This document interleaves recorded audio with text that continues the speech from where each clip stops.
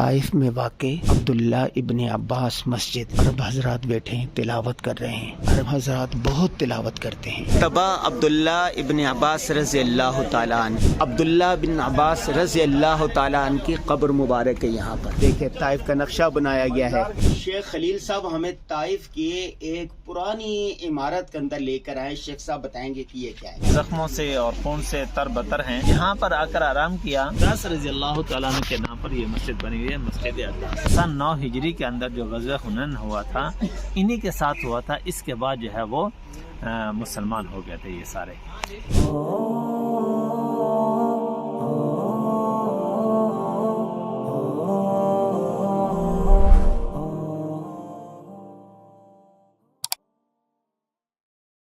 عثمان رضی اللہ تعالیٰ عنہ کے خاندان کے ساتھ اور حضرت عبداللہ بن عباس رضی اللہ تعالیٰ عنہ کے خاندان میں آپس میں کچھ رنجشیں پیدا ہو گئیں، تو اس رنجش کو کم کرنے کے لیے کہ اگر ہم مدینہ میں رہیں گے تو رنجشیں بعد میں بڑھتی جائیں گی، اس سے نقصان کا زیادہ خطرہ ہے، تو اس رنجشوں کو، اس نقصان کو کم کرنے کے لیے عبداللہ بن عباس رضی اللہ تعالیٰ عنہ یہاں تشریف چھوڑا اور یہاں پر آ گئے۔ یہ انہی کے نام سے اچھا پھر یہاں پر جیسے آئے، اللہ رب العزت نے صحابہ میں سب سے زیادہ قرآن کا علم حضرت عبداللہ بن عباس رضی اللہ تعالیٰ عنہ کو دیا تھا۔ ایک مرتبہ محبوب صلی اللہ علیہ وسلم نے عبداللہ بن عباس رضی اللہ تعالیٰ عنہ کے سینے پر ہاتھ رکھ کر اللہ سے دعا کی کہ اللہ عبداللہ بن عباس کے سینے کو قرآن کے علم سے بھر دے۔ تو اللہ نے وہ دعا کو قبول فرمایا۔ اللہ نے قرآن کا، محبوب صلی اللہ علیہ وسلم کے بعد قرآن کا سب سے زیادہ علم عبداللہ بن عباس رضی اللہ تعالیٰ عنہ کے پاس تھا۔ یہ سب سے بڑے مفسر تھے۔ جب یہاں پر طائف میں تشریف لائے تو اتنے بڑے صحابی قرآن کے اتنے بڑے عالم تھے، یعنی قرآن کے مفسر تھے، تو اس جگہ پر آ کر عبداللہ بن عباس رضی اللہ تعالیٰ عنہ نے قرآن کی تعلیم شروع کی۔ تو ہم یہاں پہلے مسجد کو وزٹ کرتے ہیں، تو اس کے بعد وہ مدرسہ جہاں عبداللہ بن عباس رضی اللہ تعالیٰ عنہ پڑھاتے تھے، اس وقت سے مدرسہ شروع ہے اور ابھی تک مدرسے کی ترتیب چلی آ رہی ہے۔ اگرچہ حالات کے پیش نظر، حکومتوں کے پیش نظر نظام چینج ہوتا جا رہا ہے، نظام چینج ہو رہا ہے، کلاسز چینج، لیکن مدرسہ اسی ترتیب سے آ رہا ہے۔ ماشاءاللہ ابھی ہم مسجد کا وزٹ کرتے ہیں۔ طائف میں واقع عبداللہ ابن عباس مسجد شان و شوکت کے اعتبار سے، ہر اعتبار سے، کشادگی کے اعتبار سے بے مثال۔ عرب حضرات بیٹھے ہیں تلاوت کر رہے ہیں۔ عرب حضرات بہت تلاوت کرتے ہیں، نماز بہت پڑھتے ہیں۔ ماشاءاللہ ماشاءاللہ ماشاءاللہ۔ عبداللہ ابن عباس رضی اللہ تعالیٰ عنہ کے نام سے بنائی گئی مسجد، یہ مدرسہ اور مسجد انہوں نے اپنی زندگی میں تعمیر کیا تھا۔ پھر یہ مدرسہ بھی اس وقت سے چل رہا ہے اور مسجد بھی قائم ہے۔ عبداللہ ابن عباس بڑے صحابہ میں سے تھے، مفسر قرآن کہلاتے ہیں۔ طائف کی سب سے بڑی مسجد، کرسیاں لگی ہوئی ہیں اس طرح بیٹھنے کے لیے۔ عرب حضرات قرآن کی تلاوت کر رہے ہیں، فرشی نشست، کرسی والی نشست اور زمین پر بیٹھنے والی نشست۔ تبا عبداللہ ابن عباس رضی اللہ تعالیٰ عنہ، شیخ صاحب اس بارے میں ذرا کچھ بتائیے گا۔ یہ جہاں لکھا ہوا ہے مکتبہ عبداللہ بن عباس رضی اللہ تعالیٰ عنہ، اس جگہ پر حضرت عبداللہ بن عباس رضی اللہ تعالیٰ عنہ نے جب تشریف لیا تو اس جگہ پر مدرسہ شروع کیا تھا، قرآن کی تعلیم کا اس جگہ پر شروع کیا تھا۔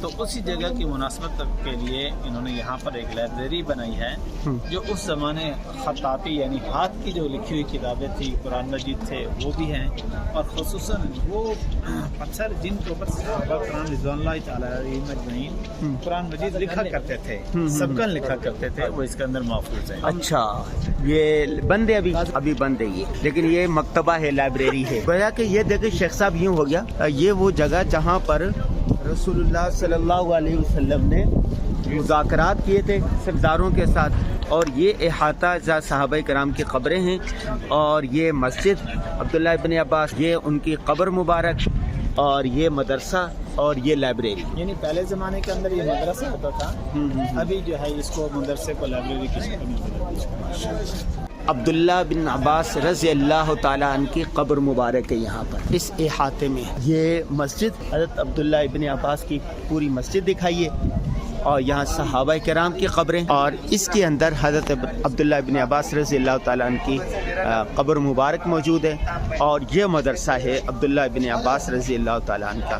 یہ مدرسہ انہوں نے خود قائم کیا تھا دین کی تعلیم کے لیے، اشاعت کے لیے، उस वक़्त से लेके अब तक ये मदरसा चल रहा है। यहाँ पर शहर ताइफ की पूरी तारीख लिखी हुई है। ये देखें ताइफ का नक्शा बनाया गया है और यहाँ पर देखें ये इन्होंने इंग्लिश में लिखा हुआ है, अरबी में लिखा हुआ है। ताइफ शहर को पूरा का पूरा यहाँ पर इन्होंने यूं उतार दिया है। जी हम ताइफ शहर आए थे, ताइफ में वो जगह दिखाई जहाँ रसूलुल्लाह सल्लल्लाहु अलैहि ताइफ के सरदारों के साथ मुज़ाकरात किए थे कि तुम मुसलमान हो जो, वो मुसलमान नहीं हुए, वो जगह दिखाई आपको। और फिर सहाबा कराम की जो कबूर हैं वो दिखाई आपको।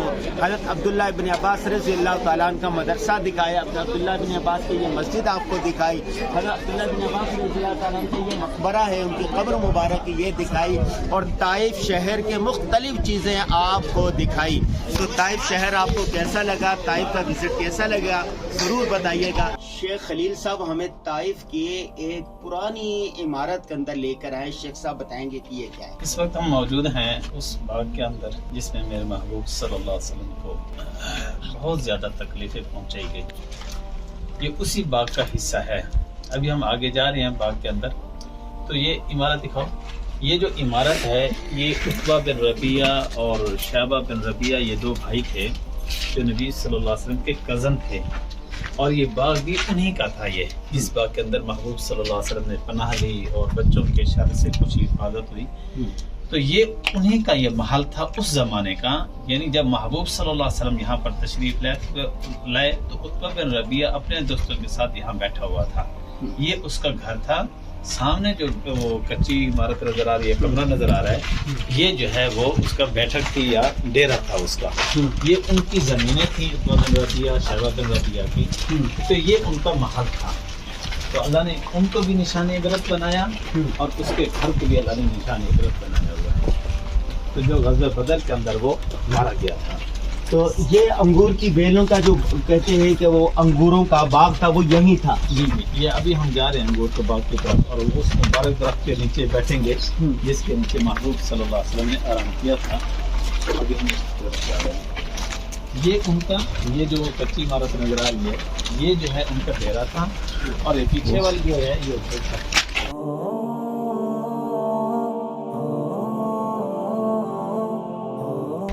जैसे मक्का में अबू जहल का जो घर था वहाँ पर लैट्रिन बना दिए, हुकूमत ने वहाँ पर बाथरूम बना दिए।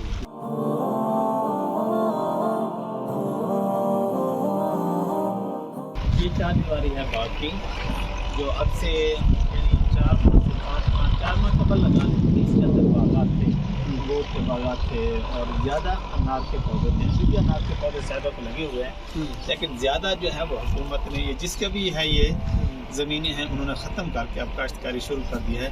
दीवार के साइडों पे जो है वो बागात के आसार हैं अभी तक भी, लेकिन ये जो अंदाज़ा है ये जो पौधे लगे हुए हैं ये बाग के लगे हुए हैं। आगे हम जा रहे हैं, जो जिस दरख्त के नीचे महबूब सल्लल्लाहु अलैहि वसल्लम ने आराम किया था इसी बाग के अंदर है, उसके नीचे हम चलते हैं। जख्मों से और खून से तरबतर हैं, यहाँ पर आकर आराम किया और उधर से उत्बा बिन रबिया जो नबी सल्लल्लाहु अलैहि वसल्लम का कज़न था वो देख रहा है कि मोहम्मद है, ज़ैद बिन हारिसा है और शदीद ज़ख्मी है। तो उसने अपने जो है वो गुलाम अद्दास जो बाद में मुसलमान हो गए उनको बुलाया और कहा कि अद्दास अंगूर का गोशा तोड़ो और ये जो आदमी बैठे हैं मोहम्मद इनको जाकर कहो कि ये अंगूर जो है उत्बा बिन रबिया ने उत्बा ने भेजे हैं, आपको रिश्तेदारी की कसम कि इनको कबूल कर लें। यानी इस वक्त इस ज़ख्मी हालत में जो नबी सल्लल्लाहु अलैहि वसल्लम का जानी दुश्मन था उत्बा बिन रबिया, इतने शदीद ज़ख्मी होने की वजह से उसको भी रहम आ गया नबी सल्लल्लाहु अलैहि वसल्लम पर। तो अद्दास रज़ियल्लाहु ताला अन्हु यहाँ पर आए और जो है अंगूर पेश किए और नबी सल्लल्लाहु अलैहि वसल्लम ने और उस पैगाम दिया जो उत्बा बिन रबिया ने पैगाम दिया था।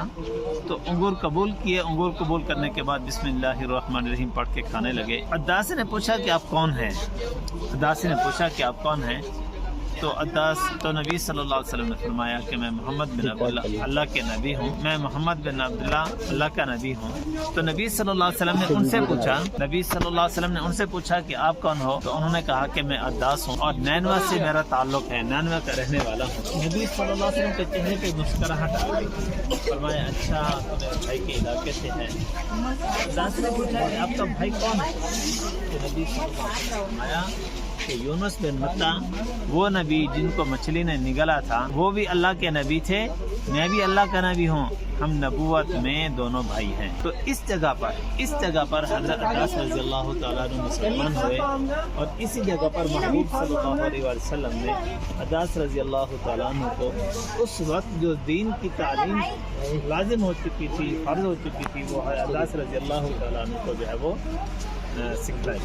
تو اسی کے نام پر عباس رضی اللہ تعالیٰ عنہ کے نام پر یہ مسجد بنی ہوئی ہے، مسجد عباس۔ یہ والی جو ہے ابھی یہ جو انگور پیش کیے، ادھر سے عبدہ بن ربیعہ جو ہے وہ دیکھ رہا ہے کہ جو ہے ہمارا غلام بھی مسلمان ہو گیا، اپنے دوستوں سے وہ کہہ رہا ہے دیکھو محمد کا جادو ہمارے غلام پر بھی چل گیا جی، کیونکہ وہ مکہ کے لوگ محبوب صلی اللہ علیہ وسلم کو جادوگر کہتے تھے، کہنے لگا کہ محمد کا جادو ہمارے غلام پر بھی چل گیا۔ اسی جگہ پر بیٹھے تھے کہ جبرائیل، ایک قول کے مطابق کہ جبرائیل اور میکائیل علیہ السلام نازل ہوئے، اللہ کا سلام پہنچایا اور عرض کیا کہ اللہ آپ کو سلام کہتے ہیں، اور اللہ نے آپ کے قوم کی، آپ کی قوم کی، آپ کے ساتھ جو رویہ اختیار کیا ان کو اللہ دیکھ کے اللہ کے اجازت سے ہم آئے ہیں، اگر آپ چاہیں تو ہم ان پہاڑوں کو ملا کر ان کو ختم کر دیں یا ان کے اوپر آگ برسا کر ان کو جلا دیں۔ تو نبی صلی اللہ علیہ وسلم رحمۃ للعالمین تھے، نبی صلی اللہ علیہ وسلم نے کیا فرمایا کہ مجھے امید ہے کہ اللہ رب العزت ان کو اسلام کی دولت سے نوازیں گے، یہ مسلمان ہو جائیں گے۔ تو سن 9 ہجری کے اندر جو غزوہ حنین ہوا تھا انہی کے ساتھ ہوا تھا، اس کے بعد جو ہے وہ مسلمان ہو گئے تھے یہ سارے۔